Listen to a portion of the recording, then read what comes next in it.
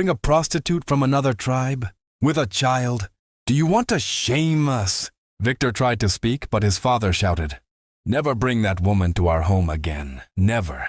In Africa, it's the parents to choose for their sons and daughters who to marry if it reaches time for marriage. It is a must. But in this story, these couple disobeyed the culture. Follow curiously till the end to discover the true meaning of that rule. To avoid risks. If you're new here, please subscribe and share these powerful stories of redemption, faith, and divine purpose. The Tears That Built a Nation. This is not just a story of heartbreak. It is a testimony of how God never abandons His own, even when everyone else does. It's about a woman who was humiliated, forsaken, mocked, even by her own faith, but who never stopped loving, praying, and enduring.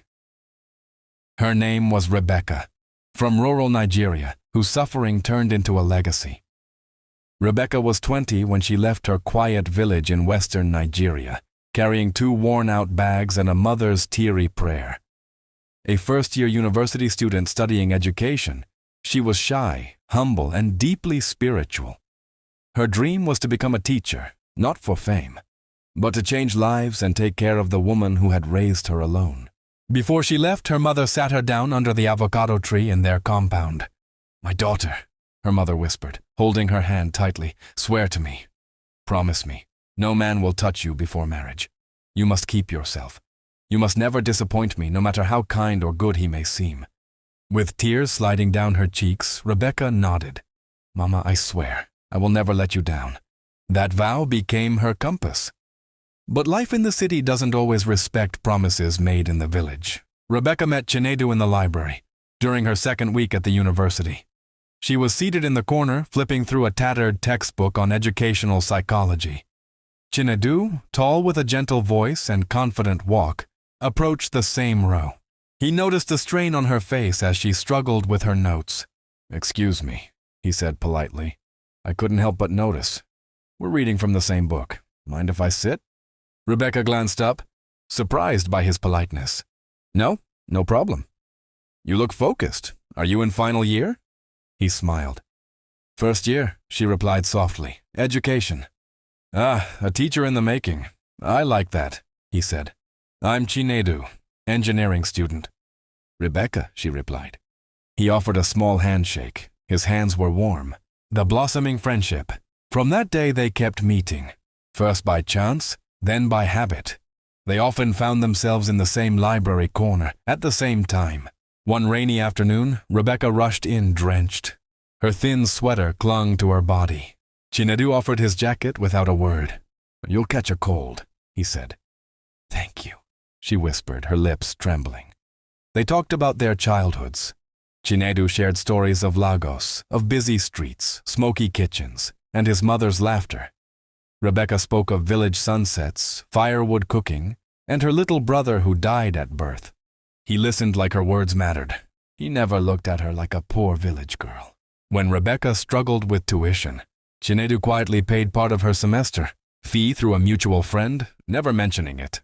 One day, after a university Christian fellowship service, they sat under the moonlit sky behind the main hall. Students were singing in the distance.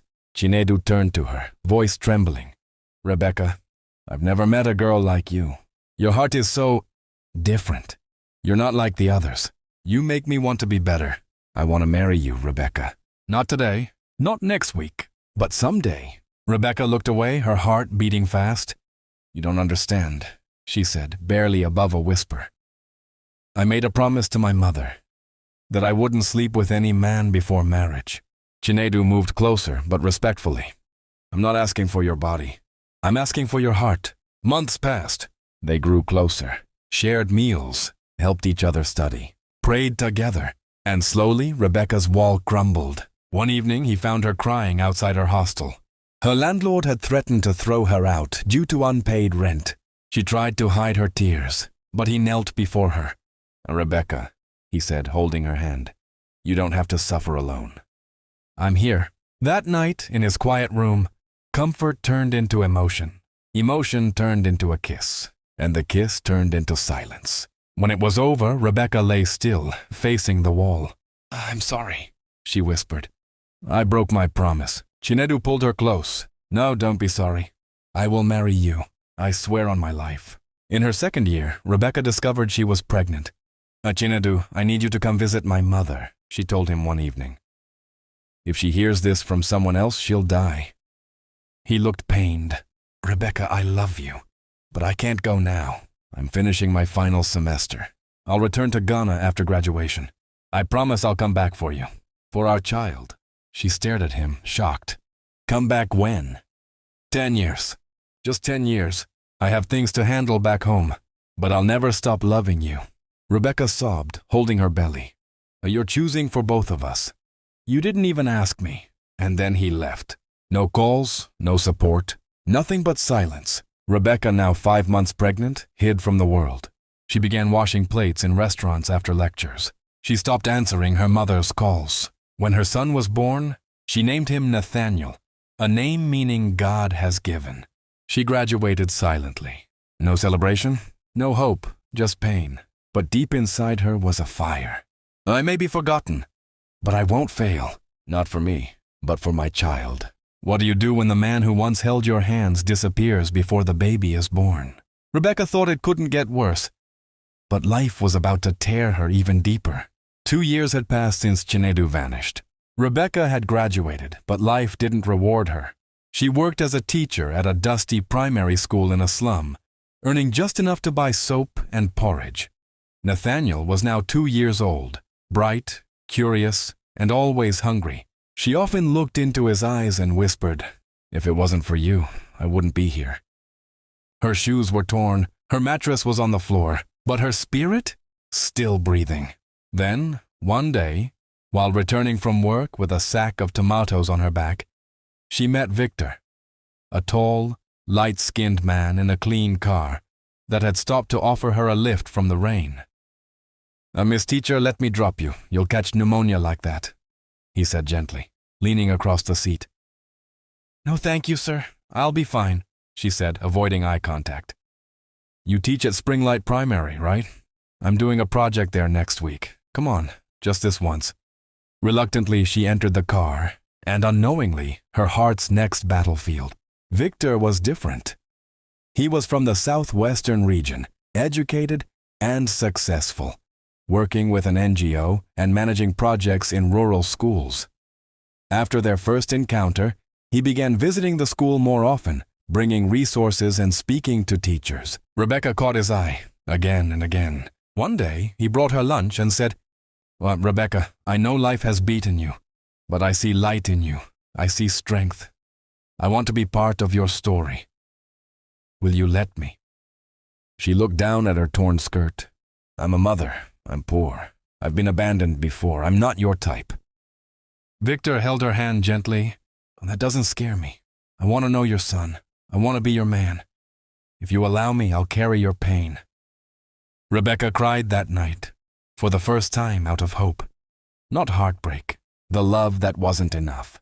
They started dating slowly. Victor bought clothes for Nathaniel, paid Rebecca's rent, and even supported her siblings in the village. For the first time in years, Rebecca smiled freely.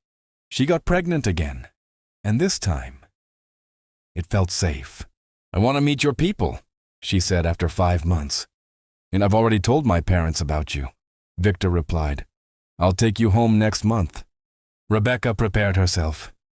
She bought her first gomesi, borrowed money for transport, and even practiced introducing herself in the local dialect, though she was from the western region. But when the day came, and Victor took her to his parents' home, silence filled the compound the moment she said, "My name is Rebecca, daughter of Ibrahim from Hausa tribe in northern Nigeria." Victor's father rose slowly. "What did you say? You're from the West?" Rebecca swallowed. "Yes, sir." His mother stood up with disgust. "You brought this one with a child. A shame to our family." "Victor, what is this? We have decent girls here in Yoruba, Southwest. You bring a prostitute from another tribe with a child? Do you want to shame us?" Victor tried to speak, but his father shouted, "Never bring that woman to our home again. Never." Mention her name. You're cursed. On the drive back, Rebecca sat in silence. Victor didn't say a word either. Then he sighed deeply. I'm sorry. I didn't think they'd react that way. So what now? She asked, barely holding tears. I need time to make them understand. But a week passed, then 2, then a month. His calls reduced. The money stopped. Then finally a text. I think we should take a break. It's too much for me, I'm sorry. Rebecca dropped the phone and screamed. She was 7 months pregnant again, alone, betrayed, discarded, like she meant nothing. That night, she packed her few belongings and left the house he had helped her rent. She went to a small room near a slum. She cried into a dirty pillow while Nathaniel slept on her lap, whispering, Why does love hate me this much? The birth of her second child. She gave birth in pain. No one held her hand. No one waited outside. The baby, a girl, was weak, born early due to stress. She named her Faith, not because she had any left, but because it was all she could give the child. Rebecca now had 2 children. No father, no support. Just the sound of chalk hitting the blackboard in a poor school that paid her 120,000 UGX a month. Sometimes she borrowed flour from neighbors to cook porridge. Other times, she went to bed with both children crying. But she never stopped praying. God, even if no one sees me, please don't forget me. When even love turns into rejection, when every promise breaks you instead of building you, how do you keep believing? Rebecca now had 2 children, 2 heartbreaks, and no one left to trust. But fate wasn't done with her yet. 3 years had passed since Victor left Rebecca heartbroken and with a second child. She was now a mother of 2, Nathaniel, a playful 5-year-old boy, and Faith, a quiet girl who hardly cried. Life had aged Rebecca. She was only 25, but her back ached like a woman of 50. Her beauty was still there, but behind tired eyes, behind silent tears she wiped before entering the classroom each day. She still taught in the same underfunded school, earning little, eating less, and praying more. Then, one sunny afternoon, as she walked home from the market with bananas on her head and Faith on her back, she heard a voice behind her. Excuse me, Rebecca? She turned, her heart skipped. There he was, Brian, her childhood friend. They grew up in the same village, attended the same church, and even fetched water from the same well. Brian? She whispered. Yes, it's been years, hasn't it? I heard you moved to the city. Look at you. I look at you, Brian, you've changed, she said, smiling shyly. He had changed. He was taller, well-dressed, and spoke with a soft British accent. I'm studying in the UK now, he explained. Bachelor's degree in business administration. Just home for a few months. Brian didn't just walk away. He returned the next day, to her school. He waited by the dusty fence until she finished work. He greeted Nathaniel and held Faith in his arms like she was his niece. Rebecca couldn't believe how naturally he fit in. You didn't change, Brian said one evening as they walked. Still simple, still beautiful, still real. Life changed me, Brian. I'm no longer the girl at the village well. And I'm no longer the boy carrying your books, he smiled. But if you allow me, I want to carry your burdens now. Rebecca stared at him. I have 2 children, Brian. 2 fathers, both left.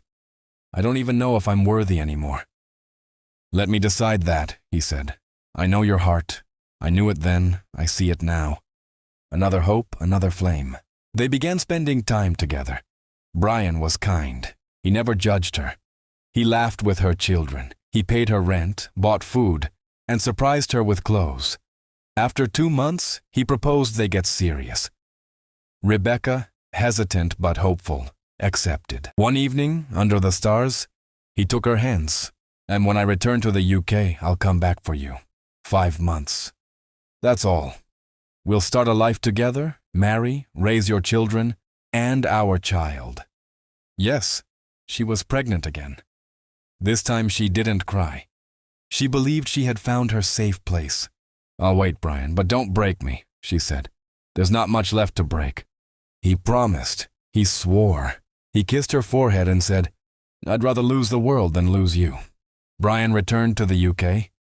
The calls came often, text, video chats, even small gifts sent through friends. He kept her hopeful, but there was one thing he never mentioned. Brian had a woman in the UK, a fellow student from his tribe. They'd been dating for years. Her name was Linda.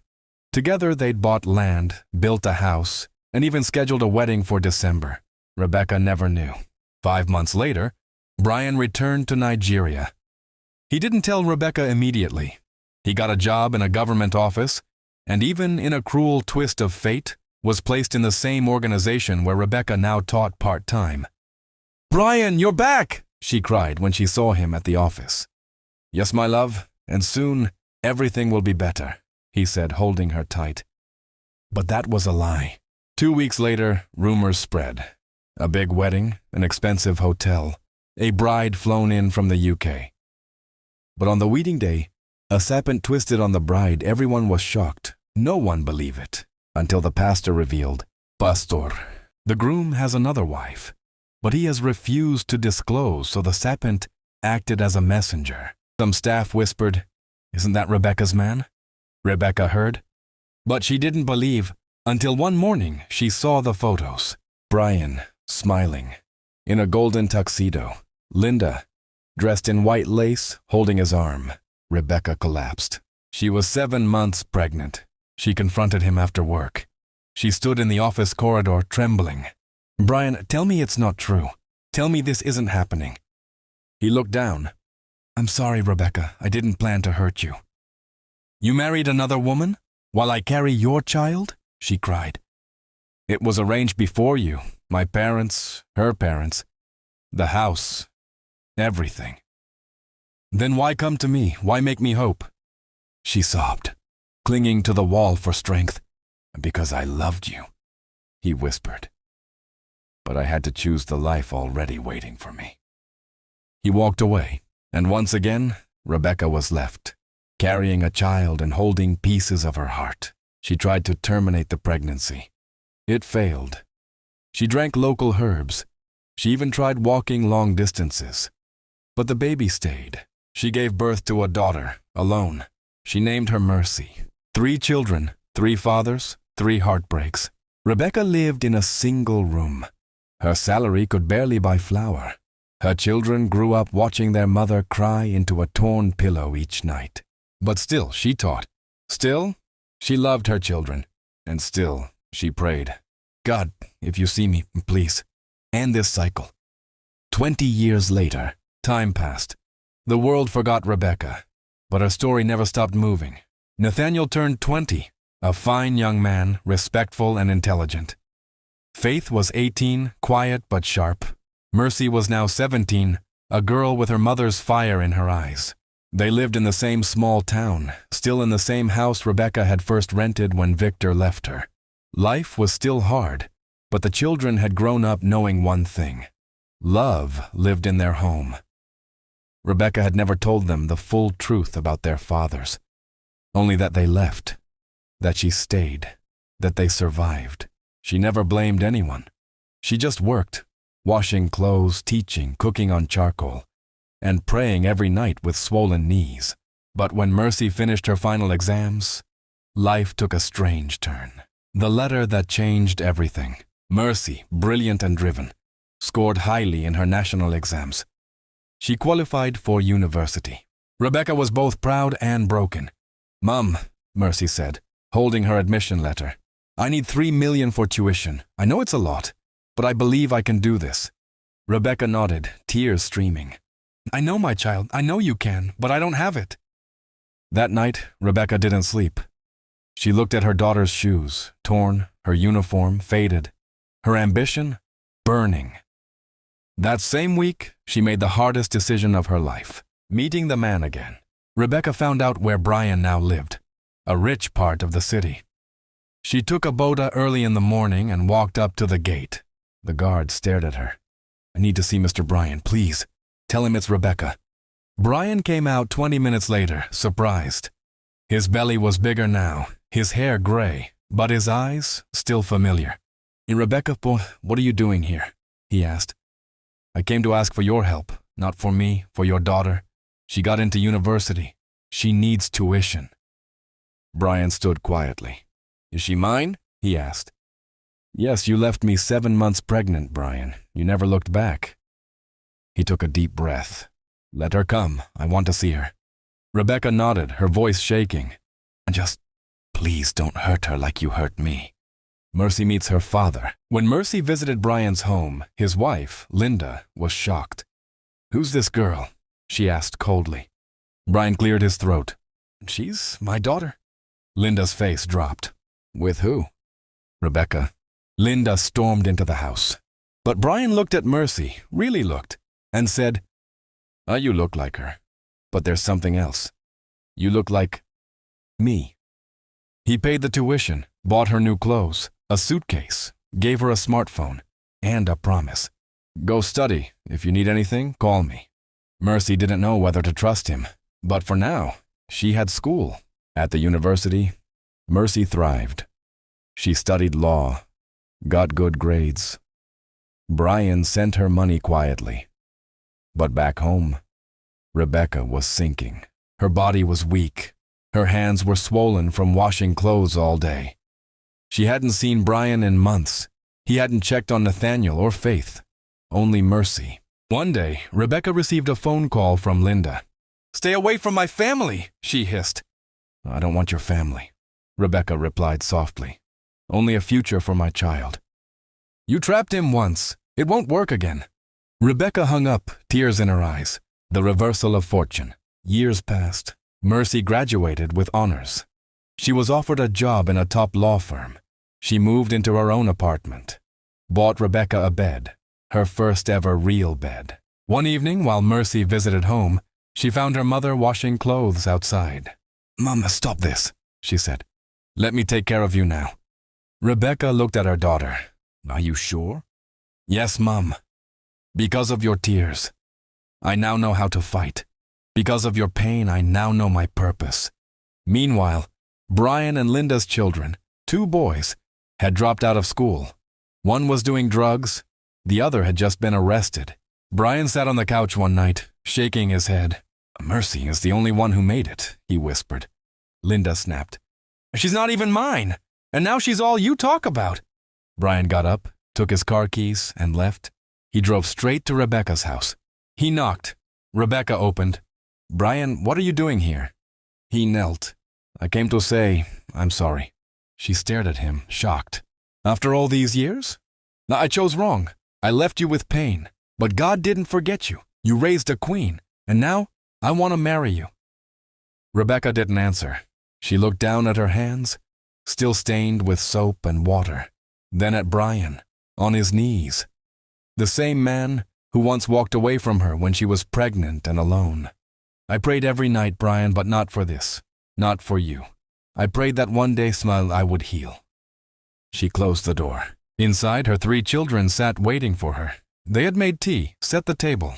For the first time in years, Rebecca sat without lifting a finger. Isaiah 61:3. "To give them beauty for ashes, the oil of joy for mourning, the garment of praise for the spirit of heaviness." Psalm 118:22. "The stone the builders rejected has become the cornerstone." 25 years later, Rebecca sat on a wide veranda of her mansion. Her children were no longer children. Nathaniel now owned an automobile company. Faith was the director of a large hospital, and Mercy was a senior partner in a law firm. They had built estates, funded schools, and even created a foundation named Mama Rebecca Hope Foundation, dedicated to abandoned women and their children. Then one afternoon, 3 tired men came through the gate. Chinedu, Victor, and Brian. Their clothes were old, their eyes hollow, their voices broken. Life had humbled them, bankrupt, abandoned, and forgotten by the same people they had chosen over her. They knelt on the polished tiles, their eyes lowered. "Rebecca, please forgive us. We lost everything. Our children won't even look at us. We have nowhere to go." Rebecca, with tears in her eyes, looked at them. "You sowed rejection.